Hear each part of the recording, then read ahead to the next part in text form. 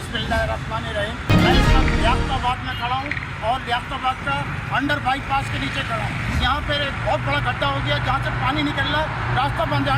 Under bypass जब बंद हुआ तो ऊपर का जो पुल है उस पर बदतरीन किस्म का ट्रैफिक देखा जा रहा है। लोग पता ऑफिस जब जा रहे हैं तो उनको ऑफिस में जाने में परेशानी का सामना करना पड़ रहा है। लोग जब बीमार हो रहे हैं, मदद से नहीं जा पा रही, बड़ा बुरा हाल है। कराची के शहरियों का बुरा हाल है। मैं ये कहता हूँ ये जुलाई का महीना है, ये जुलाई में अगर बारिश हो गई तो ये क्या हाल होगा। मुर्तज़ा वहाँ दावा तो करते हैं कि मैंने ये कर दिया, मैंने वो कर दिया। मैं ये कहता हूँ कराची के मेयर मुर्तज़ा वहाँ का अगर मेरी आवाज़ आप तक पहुँच रही है, लियाकताबाद को देख लो, अंडर बाईपास को आके देख लो, यहाँ का बुरा हाल हुआ है। अगर ये गड्ढे से किसी की जाने चली गई तो इसका जिम्मेदार कौन। आप इस पर फौरन एक्शन करें, मुझे पता है इस पर एक्शन होगा। मेरी आवाज़ जा रही है, नदीम गफूर आ गया है, इंशाल्लाह अब काम भी होगा और काम भी होगा।